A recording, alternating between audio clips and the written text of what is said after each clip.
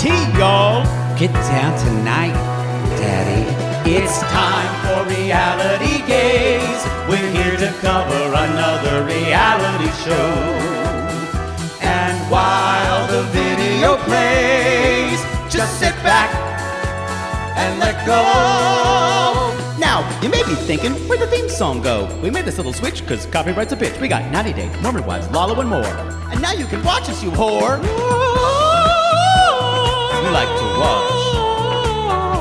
You dirty slut. Yeah, you know. Like it, don't ya? A little too much. Ooh, moist. RG on YouTube, y'all. I want to show my creamy shoulders. And maybe my nipple. Poodle, no!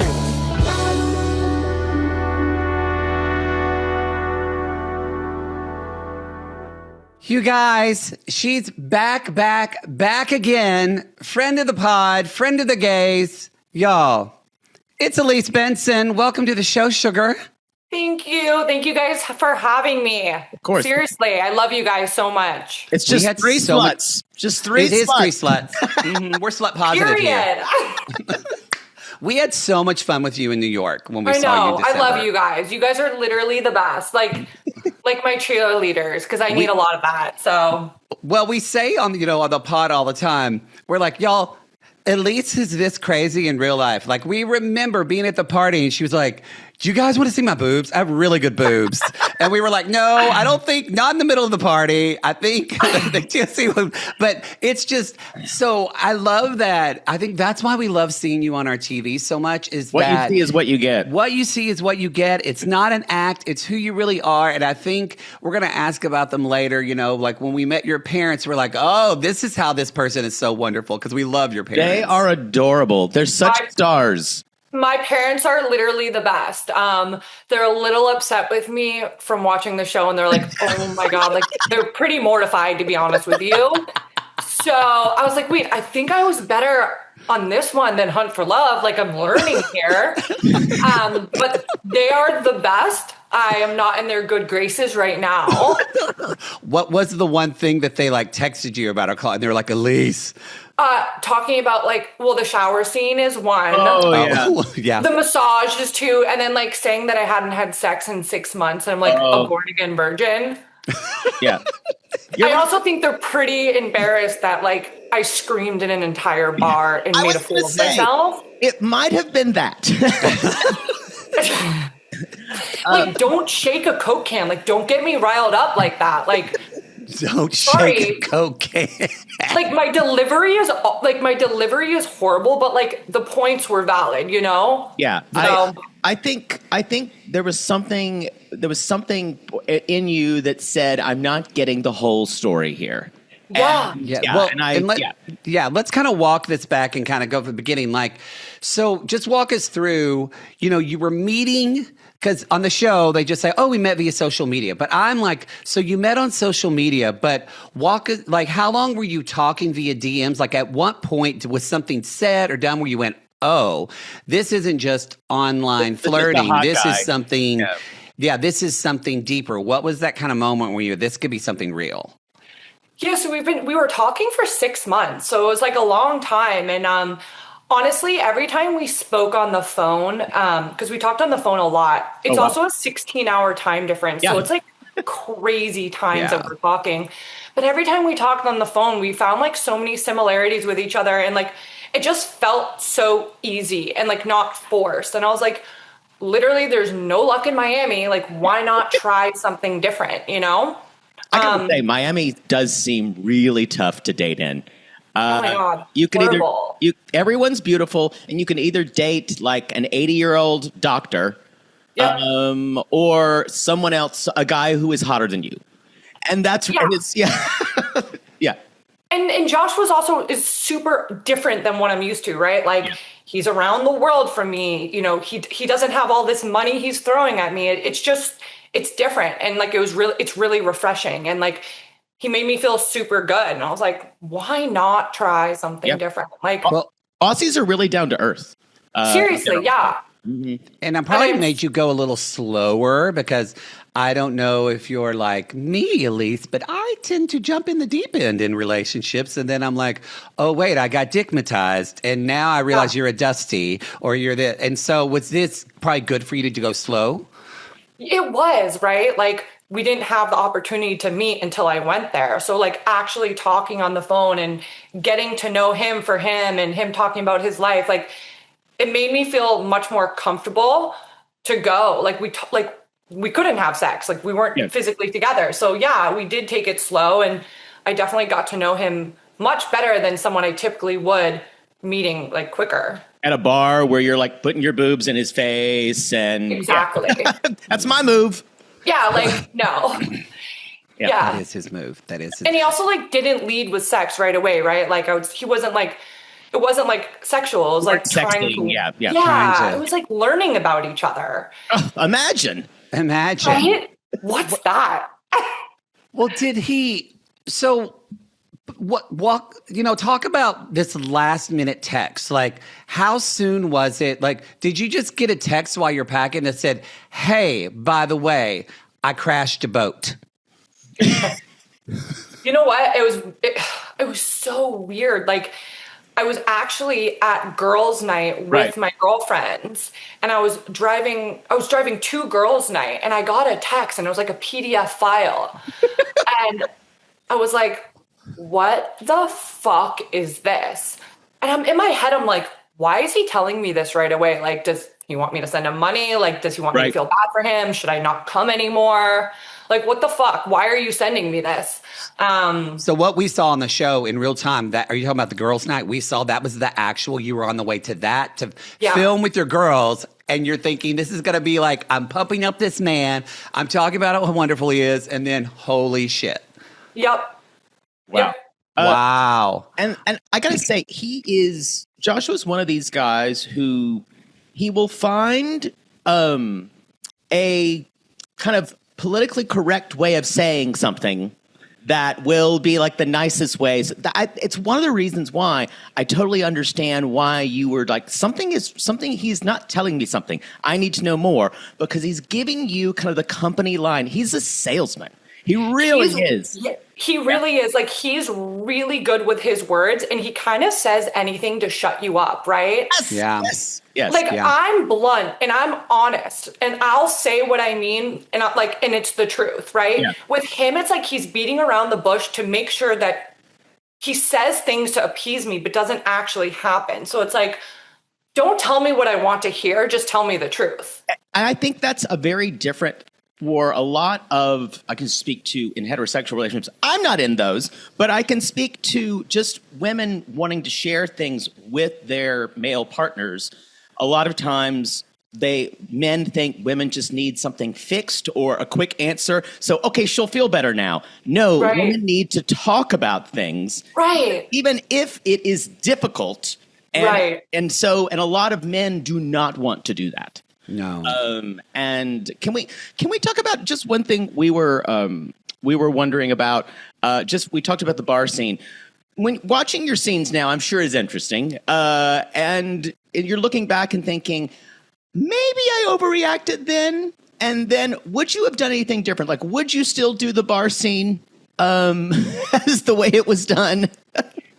I mean, like, yeah, like at the end of the day, I react, and like I have a big explosion, and I think I reacted poorly, right? Like I made a scene, and I asked everyone in the bar, and it's like a Coke can, like you shake me and shake me and shake me, and I'm gonna explode. Right.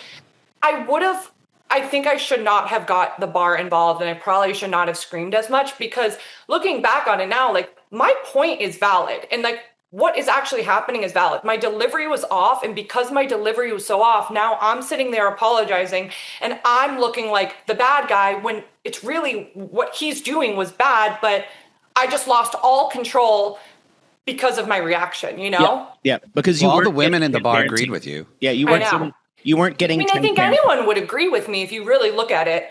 He's getting financially supported, and he lives with her, and I didn't know either of those, so. Right.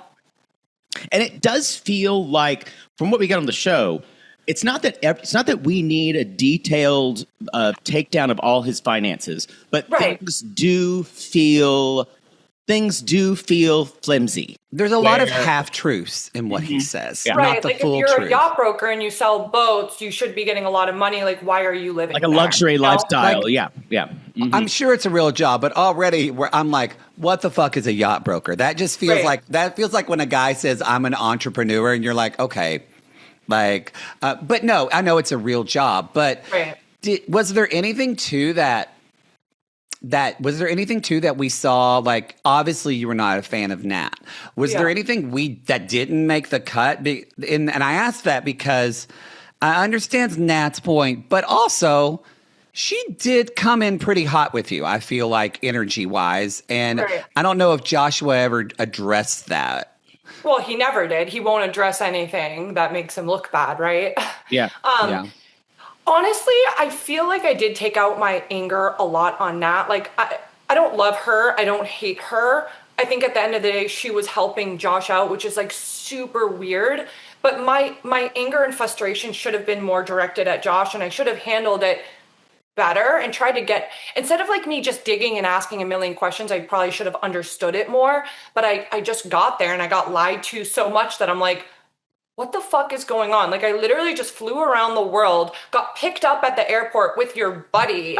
You're making a cheers to your buddy and not even me. And now you're living with a girl. You didn't, like, why aren't we living with Nat if they're just friends? Like, why are we in a rental? That's a good point. That's a really good point. That was such a great scene too. And he's like, cheers to my buddy Chris.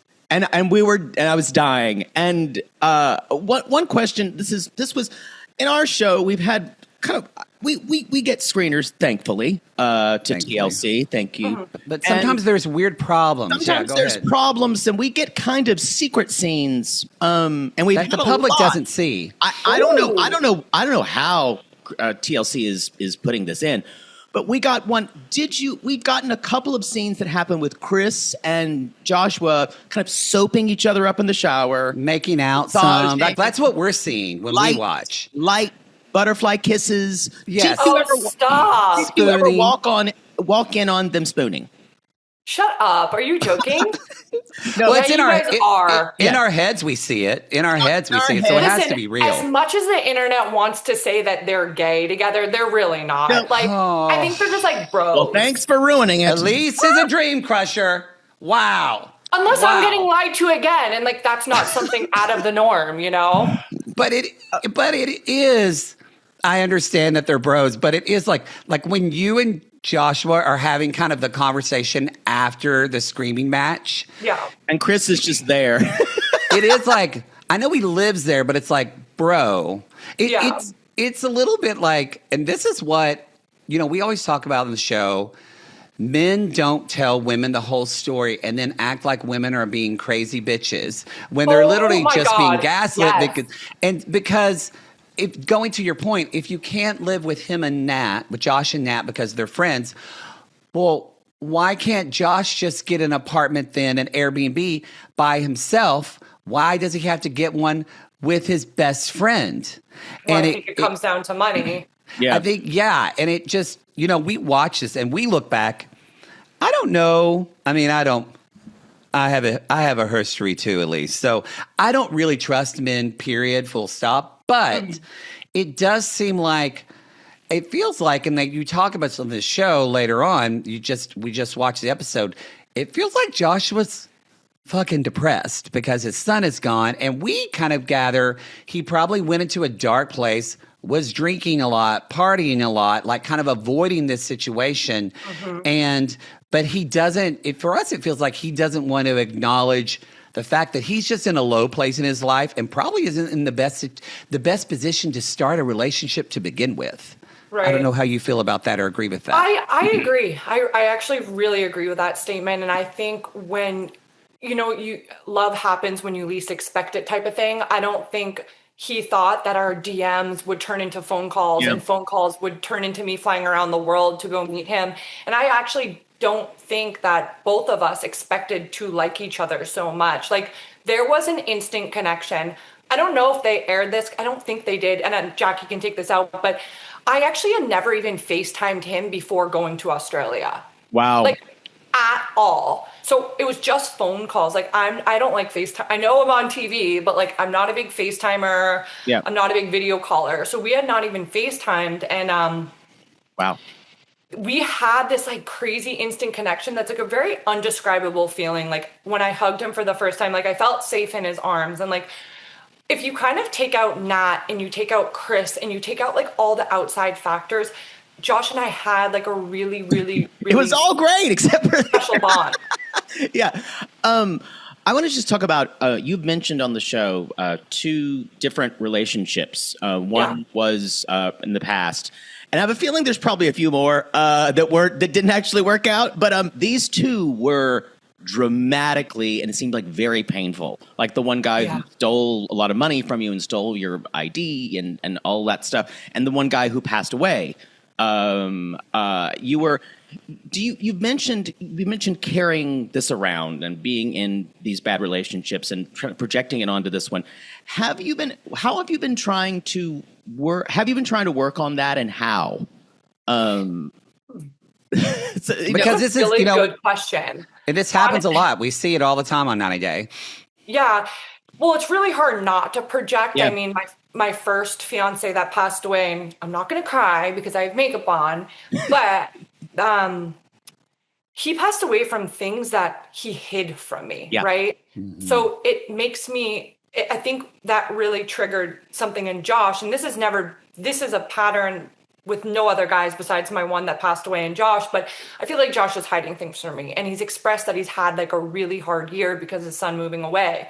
So I feel like I haven't been able to work on that because it's something new, right? Like, so I am projecting a lot of my ex passing away from things I didn't know about onto Josh because it seems like there's a lot of similarities and like, I worry, you know? Yeah.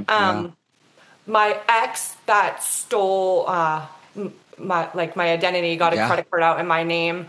I actually did end up going to therapy a lot for that. You'd have to. Oh my God. Well, therapy for me, like therapy with my family, because like not only did I put my family through the ringer, you know? Right. Mm-hmm. Yeah. I think that's great. And just, I think learning to trust again. And learning to trust yourself. Yeah, and trust yourself. Am I just projecting, or is this my inner arrow telling me something? It's tricky, and I think that's what makes this story so compelling. And especially when you say you were only talking on the phone, this is like a perfect before the 90 days story because you didn't really know each other that well, and you get there. And it's almost like Love is Blind in a way. Right. You get there and it's just like, physically I feel good. But then all the other things that aren't adding up, they're like the real world of it. Oh, no, I need to meet his son. I'm only going to be here for 3 weeks. What the fuck are we going to do? Right. I think that's pretty compelling. Let's switch tactics. You're friends with Courtney. You met on Hunt for Love. We interviewed you together. Have you been watching her thing with Colt? But you know about it now. I was getting those phone calls every day. I bet. Courtney is my girl. I love her to death still to this day. I just am disgusted with Colt. I'm sorry. Yeah. Like at the end, like I really liked Colt too. Like I filmed Between the Sheets with him. Like me and him were paired a lot together, and I've got to know Colt very well. And I think he's a good guy, but I think he's horrible to Courtney. Like, how can you cheat on her and talk to another woman while you're living in her parents' house and she's taking care of you? No, it's crazy. Helping you go to the bathroom. That's fucked up. Come on. Like, Colty will never, unless, first of all, you have to go way, way back to the relationship because he lost his dad, his mother kind of, I think you said this. You said that I think Debbie kind of stopped doing anything after her husband died. Oh, yeah. That's what I think. And Colt it was just took over. And Colt had to take over as some kind of caretaker. But, like, obviously, he is responsible for all this bullshit, this dirtbaggery. But, like, it is awful. And every time he starts to give you to think he might change, he gives you the same Colty. Every time. I like wonder what's going on in his brain. It's almost like self-sabotage because he's done this I in bet every that's a part of it. relationship. Yep. Yeah, that's a good point. Well, we're proud of Courtney. We hope that she doesn't go back, but it's what we've seen so far. We're proud of her and her parents. I want for the being best like, for her. She looks so good now too. Have you guys seen? Like she looks, And that's all that matters. She's like shining out of the She is. relationship. It's glowing, thankfully. Well, and you also, there's a lot of like rumors in the whirlwind, or in the ether right now about because apparently Hunt for Love is filming its next season. So, do you have any advice for the people on Hunt for Love right now? Don't try to fuck a guy on the first night. Yeah, because you were really thrown into it. Yeah, I mean that was my first show. That's how I got into this, and honestly, I am who I am. I wouldn't change a thing. Like I could tone it down a little bit, and like you film so long in a day, and they make the scenes much shorter. So it's like obviously they're gonna take the craziest versions.